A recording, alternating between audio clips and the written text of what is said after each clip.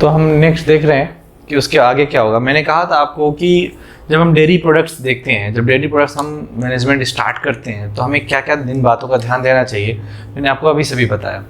अब हम बात करेंगे कि आखिर एनिमल्स जो हम ले रहे हैं तो वो प्राइम एनिमल्स हैं कौन, हम किन को लेकर के डेयरी मैनेजमेंट कर रहे हैं, ये इंपॉर्टेंट है हमारे लिए। और इंडिया में सबसे ज़्यादा, इंडिया पता है, इंडिया एक रैंकिंग रखता है पूरे वर्ल्ड में, फर्स्ट रैंकिंग लेता है मिल्क प्रोडक्शंस में, काऊ मिल्क प्रोडक्शंस। और सेकंड रैंकिंग जो है वो यूएसए का है और थर्ड रैंकिंग चाइना का है। लेकिन 2009 सेंसस के अकॉर्डिंग देखा जाए तो ब्राज़ील के पास था सेकंड रैंकिंग, लेकिन अभी उसके बाद जो बढ़ा है काफ़ी है, ठीक है।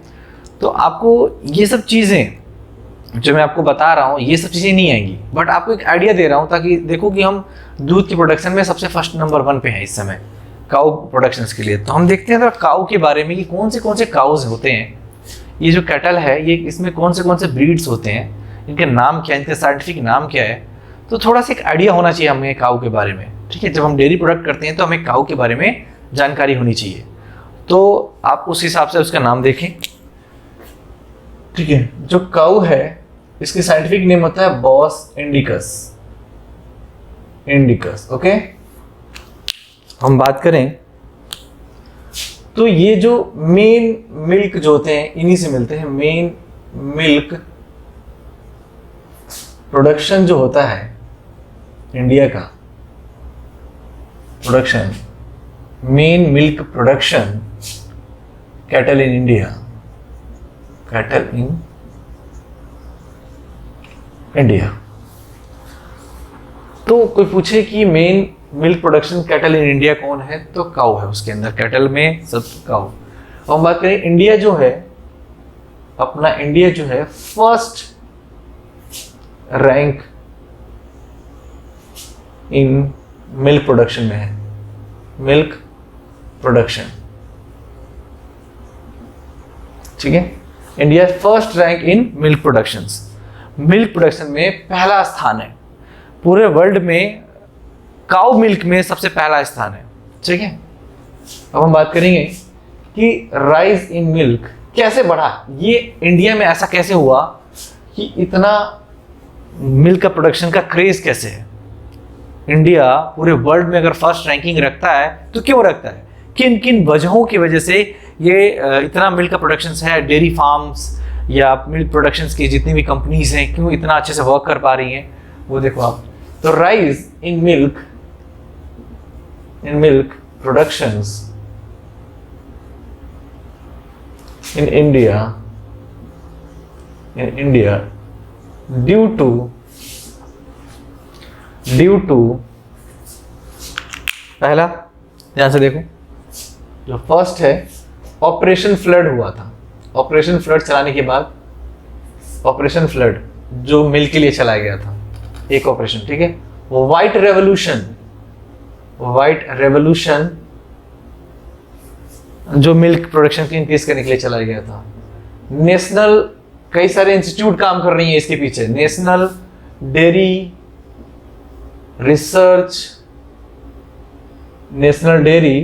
रिसर्च इंस्टीट्यूट हैं जो काम कर रही हैं, इंस्टीट्यूट जिसको हम NDRI के नाम से जानते हैं, और आपने सुना होगा NDRI। जो NDRI रिसर्च इंस्टीट्यूट कर है, ये रिसर्च करती है डेयरी फार्म मैनेजमेंट पे, और अच्छे से अच्छा कि दूध की इम्प्रूव क्वालिटी कैसे और बढ़ाई जा सके, कैसे प्रोडक्शन बढ़ाया जा सके, इसके लिए कैसे ब्रीड्स बनाने चाहिए, कैसे गाय के, भैंस के, कैसे हमें उनकी रेजिस्टेंट बनाना चाहिए। आज भी ये इंस्टीट्यूट उसी की तरफ काम कर रही है।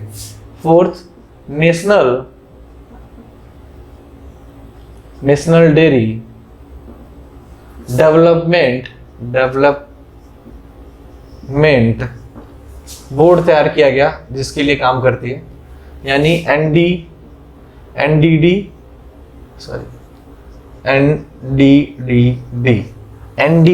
ठीक है, NDDB आपको याद रखना, नेशनल डेयरी बोर्ड तैयार किया गया ताकि पूरा कंट्रोल करे पूरे इंडिया के सारे डेयरी प्रोडक्ट्स को। और उसके बाद से एक नेशनल डेयरी कॉर्पोरेशन भी तैयार किया गया, डेयरी कॉरपोरेशन भी बनाया गया। इन सारे वजहों की वजह से इंडिया आज फर्स्ट रैंकिंग रखता है, इन सब की वजह से, ठीक है, अवेयरनेस फैलाने की वजह से। तो इंडिया में कौन से ब्रीड हैं, इंडिया में क्या किया गया, जो देसी ब्रीड थे, जो इंडिजिनस ब्रीड है या लोकल ब्रीड कहते हैं, कुछ बाहर से लेके आया गया एग्जोटिक ब्रीड। उन ब्रीड को एग्जोटिक ब्रीड कहते हैं, जो बाहर से हम यहाँ पे ला करके उनको ग्रो करते हैं, उनकी रेयरिंग करते हैं, ब्रीडिंग करते हैं, ठीक है, रेजिंग करना नहीं, रेजिंग करना, ब्रीडिंग करना और उनसे प्रोडक्ट्स निकालना। तो जो ये बाहर से लाए इनको एग्जोटिक कहते हैं। और क्या किया, यहाँ के जो ये ग्रुप्स हैं, इन्होंने बहुत सारे ऐसे, और फॉरेन में भी साइंटिस्ट जो हैं, जो देसी ब्रीड होते हैं उनको क्रॉस कराया एग्जोटिक ब्रीड से, यानी फॉरेन ब्रीड से। तो हम देखेंगे और कुछ क्रॉस ब्रीड बनाए, तो वो भी हमारे पास 3 डिफरेंट टाइप्स के हमारे पास ब्रीड्स होते हैं। जैसे पहला हम बात करें, फर्स्ट जो ब्रीड होता है इंडिजिनस ब्रीड, इंडिजिनस ब्रीड कहो या इसको लोकल ब्रीड कहो। जैसे एग्जांपल हम बात करें, साहिवाल आपने सुना होगा सबने, साहिवाल जो गाय है, आपने गुजरात में सुना होगा कि गिर होता है। और रेड सिंधी के बारे में आपने सुना होगा, रेड सिंधी। रेड सिंधी के बाद आपने बहुत सारे सुने होंगे थार पारकर के नाम से, इंडिया में थार पारकर नाम की गाय। आपने सुना होगा जेबू, जेबू नाम की गाय, और नागेरी के नाम की गाय सुनी होगी। तो ये सारे गाय जो हैं ये इंडिजिनस ब्रीड है, लोकल ब्रीड्स हैं। अब हमने कुछ क्या किया, फॉरेन प्रोडक्ट्स लिया, यानी एग्जोटिक ब्रीड भी लाए इसको प्रोडक्शन बढ़ाने के लिए, एग्जोटिक ब्रीड भी। तो जैसे जर्सी, आपने जर्सी का नाम सुना होगा, वो एग्जोटिक ब्रीड है। आपने ब्राउन स्विस का नाम सुना होगा, ब्राउन स्विस, ये भी एग्जोटिक ब्रीड है। जो डेयरी फार्म करते होंगे, ये जिनके आसपास में डेयरी में आप घूमने गए होंगे या देखे होंगे कि, तो ये सब नाम सुना होगा, साहिवाल, गिर, रेड सिंधी, थार पारकर, जेबू, नागेरी। और जो एग्जोटिक ब्रीड्स होते हैं वो जर्सी, ब्राउन स्विस, ये सारी चीज़ें होती हैं। और भी हैं एग्जोटिक, जैसे हम बात करें होल्स्टीन फ्रेशियन, ये काफ़ी होल्स्टीन फ्रेशियन जो है ये काफ़ी इंपॉर्टेंट एग्जोटिक ब्रीड है। रेड डेन के नाम से जानी जाती है, रेड डेन, ये भी। अब क्या किया गया, हमने एक थर्ड ब्रीड बनाया जिसको हम कहते हैं क्रॉस ब्रीड, यानी इंडिजिनस ब्रीड, और एक्सोटिक ब्रीड यानी लोकल ब्रीड, फॉरेन ब्रीड को क्रॉस करा दिया गया। लोकल ब्रीड और फॉरेन ब्रीड को क्रॉस करा दिया गया। जैसे हम बात करें कि ये दोनों में से, मान लीजिए हमने एक ले लिया ब्राउन स्विस को, इसमें से ले लिया हमने ब्राउन स्विस, एक फॉरेन ब्रीड ब्राउन स्विस ले लिया। इसमें से हमने ऐसा नहीं उठाया, साहिवाल को ले लिया, साहिवाल, इन दोनों में से लेकर के इनको हमने क्रॉस कराया। क्या कराया? क्रॉस कराया। क्रॉस कराने के बाद से जो ब्रीड हमें नया बना उसका नाम क्या रखा हमने? करण स्विस रखा या करण फ्राइज रखा। क्या बोला? क्रॉस में इसको करण स्विस रखा, करण स्विस। इसका ये जो करण स्विस है ये आप क्रॉस ब्रीड कह सकते हो, इसको क्रॉस ब्रीड कह सकते हो। ये थर्ड टाइप है। जो पहला है इंडिजिनस ब्रीड, दूसरा है एक्सोटिक ब्रीड। इंडिजिनस को और एक्सोटिक को जब हमने क्रॉस कराया तो हमें थर्ड मिला करण स्विस। एंड देन इसी में थर्ड ही टाइप के होते हैं। तो और भी इसमें से हम देख सकते हैं कि होल्स्टीन फ्रेशियन को ले लेते हैं, HF होल्स्टीन फ्रेशियन ले लेते हैं, और थार पारकर ले लेते हैं, थार पारकर, इनको हम क्रॉस कराते हैं और हम क्या देखते हैं कि हमें कौन सा मिला? करण, आपने सुना होगा करण फ्राइज, करण फ्राइज नाम की गाय मिलती है। ये क्रॉस ब्रीड्स हैं। तो आपको ये ध्यान रखना है कि करण फ्राइज क्या है, करण स्विस क्या है, ठीक है। तो अब इसी तरह से हम कुछ भैंस के जो गाय हैं उनके एग्जांपल्स देख लेते हैं कि कौन से इंडिया में गाय हैं। तो उसका साइंटिफिक नेम क्या होता है? जैसे बफेलो, हम देखते हैं बफेलो का, बफेलो, ठीक है। जो बफेलो है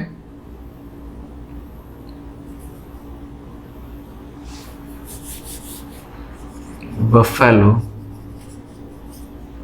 उसका साइंटिफिक नेम है बिबेलस, बिबेलस, बिबेलस, बिबेलस, ठीक है। और जैसे हम बात करें, आपने सुना होगा मुरा, एग्जांपल्स हम लेते हैं इसका। मुरा, मुरा क्या होता है? भदावरी, भदावरी, भदावरी। सूरती, सूरत में, ठीक है। जाफराबादी, जाफराबादी। और महसाना, ये सारी की सारी जो गाय, ये भैंस हैं, मुरा, भदावरी, सूरती, जाफराबादी, महसाना, ठीक है। इसी तरह से ये था जर्सी वगैरह, साहिवाल, गिर, ये गाय में साहिवाल, गिर जो गुजरात में मिलती है, रेड सिंधी, जयपुर, नागेरी। और जो एक्सोटिक फॉरेन में Jersey, Brown Swiss, Holstein Friesian and Red Dane. तो ये सारे के सारे गाय हैं जो कि गाय और ये भैंस, इन दोनों के डेयरी फार्म मैनेजमेंट के लिए, दूध की प्रोडक्शंस के लिए हम इस्तेमाल करते हैं। ओके, तो हम नेक्स्ट लेक्चर में देखते हैं, या आप इसको नोट डाउन करें फ्रेंड्स। तो आज का हमारा नया टॉपिक है कि कैसे पोल्ट्री फार्मिंग करते हैं। लेकिन पोल्ट्री फार्मिंग से पहले हम देखेंगे कि जो एनिमल के डिजीज थे, जो हमने एनिमल फार्मिंग किया था, यानी एनिमल फार्म्स और फार्म डेयरी प्रोडक्ट्स बनाए थे हमने, तो उसके जो डिजीजेस हैं उनको हम देखेंगे एक बार, ठीक है। तो देखते हैं कि एनिमल डिजीज, यानी जो एनिमल्स थे, एनिमल फार्मिंग जब हम डेयरी प्रोडक्ट करते हैं, तो एनिमल्स सफर फ्रॉम या suffering from some diseases, suffering from some diseases. वो डिजीजेस कौन से हो सकते हैं? वो बैक्टीरियल डिजीज भी हो सकते हैं, हम बात करें तो वो बैक्टीरियल डिजीज भी हो सकते हैं, बैक्टीरियल डिजीज भी हो सकते हैं। और इनके एग्जांपल्स हैं एंथ्रैक्स, एंथ्रैक्स, दूसरा मैस्टिटाइटिस, मैस्टिटाइटिस, और तीसरा निमोनिया, ठीक है, तीसरा निमोनिया, न्यूमोनिया। ओके, तो बैक्टीरियल डिजीज में एंथ्रैक्स, मैस्टिटाइटिस और निमोनिया, ठीक है। इसी तरह से जैसा हम एक एक करके देखते हैं बैक्टीरियल डिजीज में, और इसका क्या बोलते हैं वायरल डिजीज में, कौन से वायरल डिजीज होंगे। तो पहले इसका हम देख लेते हैं कंप्लीटली हम जो बैक्टीरियल डिजीज है, एंथ्रैक्स किससे कॉज करते हैं, तो यही देख लेते हैं हम उसको। एंथ्रैक्स कॉज करने का तरीका, बैसिलस एंथ्रेसिस, बैसिलस एंथ्रेसिस, ठीक है। और जो मैस्टिटाइटिस है, इसका पॉजिटिव ऑर्गेनिज्म है, ये एनिमल्स में, और ये ह्यूमन बींग्स में भी होते हैं, ह्यूमन बींग्स तक भी स्प्रेड हो सकते हैं। और जो मैस्टिटाइटिस है, इसका है corny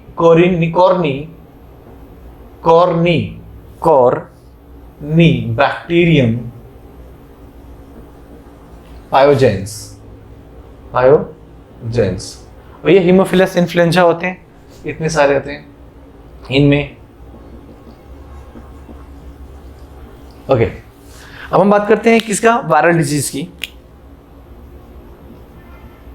viral disease in animal, जैसे ये भी इन एनिमल की बात कर रहे थे। पहला एक ही है इसमें ज्यादातर, रिंडर, आपने सुना होगा रिंडर पेस्ट या कैटल प्लग कहते हैं इसको, क्या कहते हैं, कैटल प्लग। रिंडर पेस्ट या कैटल प्लग ये डिजीज होता है। तो आपको ध्यान रखना है, ये चार डिजीज है, 3 बैक्टीरिया वाले और एक वायरस से, जो रिंडर पेस्ट है, ये ज्यादातर एनिमल में कॉज करते हैं। हम देखेंगे कि पोल्ट्री फार्मिंग क्या होती है, what is mean by poultry farming, और कैसे देखी जाती है, इसके बारे में हमें ब्रीफ में देखना है। जैसे नॉर्मली कि पोल्ट्री फार्मिंग क्या होती है। देखो, पोल्ट्री फार्मिंग जो है, पोल्ट्री फार्मिंग या पोल्ट्री फार्म मैनेजमेंट, जो मैनेजमेंट किए जाते हैं, पहले हम देखेंगे पोल्ट्री आया कहाँ से। तो जो ये पोल्ट्री वर्ड है, पोल्ट्री डिराइव्ड फ्रॉम पोल्ट से, किसे, POULT, पोल्ट, और इस मीन्स चिकन, इसका क्या मतलब होता है, चिकन, ठीक है, इसका मतलब होता है चिकन। आपको एक एक बातें समझनी है, सुननी है, ध्यान से देखना है। ओके, पोल्ट्री एक ऐसा क्लास है poultry is the class of, समझना है, poultry is the class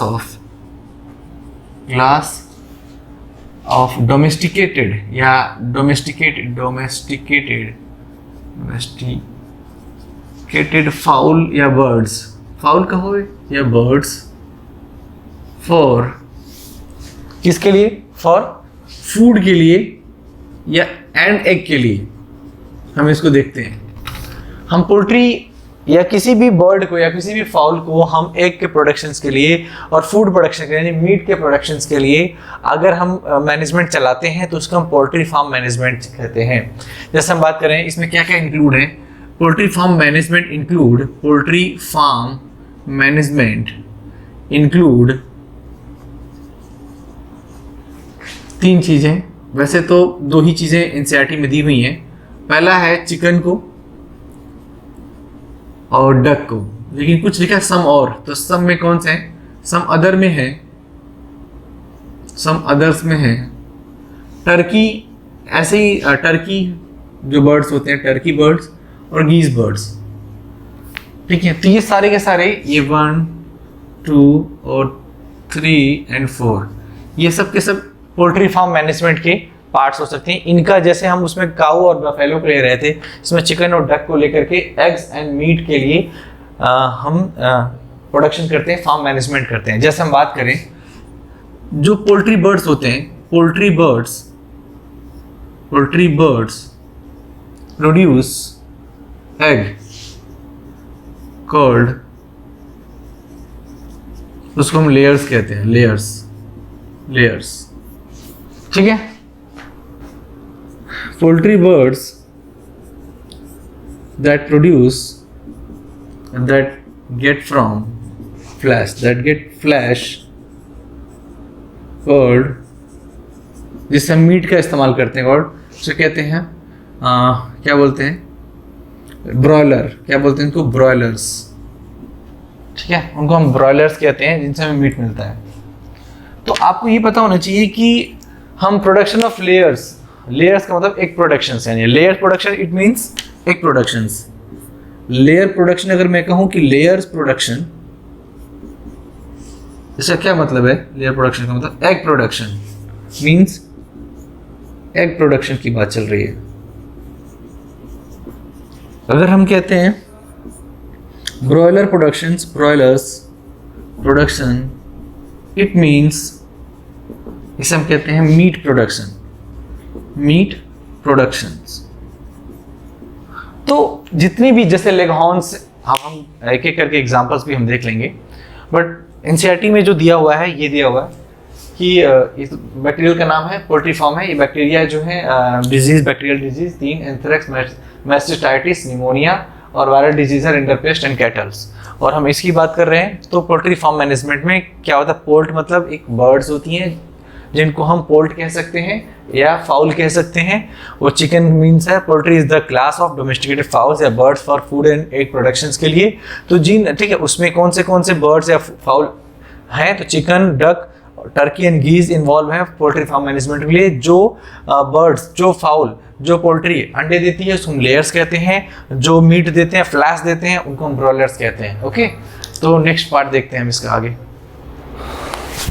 okay, तो जैसा कि हम देख रहे थे पोल्ट्री फार्म में, तो कुछ हम उसके नाम्स देखते हैं कि इंडियन ब्रीड्स कौन से हैं, एक्सोटिक ब्रीड्स कौन से हैं। इनके पोल्ट्री फार्म मैनेजमेंट के लिए हमें इसके भी सेम हाउसिंग ध्यान रखना चाहिए, जहाँ पे रखते हैं इनको बहुत साफ रखना पड़ता है, हाइजीनिक रखना चाहिए, क्लीनलीनेस रखना चाहिए, प्रॉपर तरीका होना चाहिए इनके भी रखने के लिए। टेम्परेचर भी, खाना फीड क्या कराते हैं, क्वांटिटी क्या देखते हैं, सारा कुछ वैसा ही रहना चाहिए जैसा हम इसमें डेयरी फार्म मैनेजमेंट में रखते हैं, बट इनका भी सब कुछ ध्यान देना चाहिए।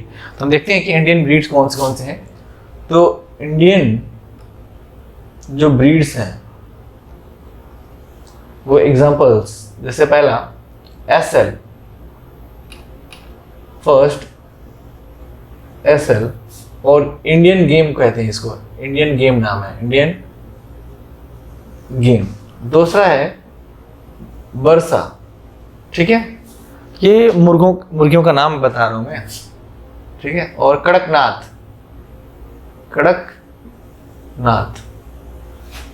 यानी पोल्ट्री, ओके, दूसरा है एग्जोटिक ब्रीड। एग्जोटिक ब्रीड कौन से breed of poultry? Exotic breed of poultry की हम बात करें तो पहला एग्जांपल है लेग हॉर्न, जो सबसे फेमस है, और दूसरा ब्रह्मा। ठीक है, ये ब्रह्मा और लेगहॉर्न ज़्यादा इंपॉर्टेंट है, यहाँ पे ज़्यादा फेमस है, इसमें ये फेमस है लोकल ब्रीड्स में। तो अगर इनको आप हाइजीनिक नहीं रखेंगे, सही तरीके से नहीं रखते, इनसे होने वाले वायरल डिजीज बहुत सारे हैं। और अक्सर आपको सुनने में आता है कि कौन फ्लू, ये फ्लू वो फ्लू। तो जो बर्ड फ्लू होता है, जो डिजीजेज होती हैं, डिजीज कॉज्ड बाय वायरस, ठीक है, जैसे बर्ड फ्लू पहला, दूसरा मार्क डिजीज, ठीक है। मार्क डिजीज के बाद हम देखते हैं रानीखेत डिजीज, तीसरा रानीखेत डिजीज, चौथा फाउल डिजीज या फाउल फॉक्स डिजीज, ठीक है। ये सारे के सारे, हेपेटाइटिस भी हो सकता है इससे, हेपेटाइटिस याद रखने, इसके वायरस भी, हेपेटाइटिस भी होने के चांसेस होते हैं। तो आप ये देख पाएंगे कि अगर आप इन्फेक्शन इनके थ्रू बहुत जल्दी ह्यूमन तक आता है, लोग ह्यूमन इनको ईट करते हैं, इनके पास ये वायरल डिजीज होते हैं, तो ह्यूमन तक ट्रांसफ़र हो जाता है, स्प्रेड हो जाता है। तो जो हैन चिकन है, जो गीज़ हैं, जो टर्की हैं, जो इन सबको सही तरह से अगर हम ट्रीट ना करें, सही तरह से हम इनको मैनेजमेंट ना करें, जैसे डेयरी का मैनेजमेंट, इसी तरह पोल्ट्री का मैनेजमेंट ना करें, तो इन्फेक्शन होने के चांसेस ज़्यादा होते हैं, ठीक है। तो ओके, ये यहाँ तक क्लास कंप्लीट, आप इसको नोट डाउन करें, अब नेक्स्ट क्लास में देखेंगे।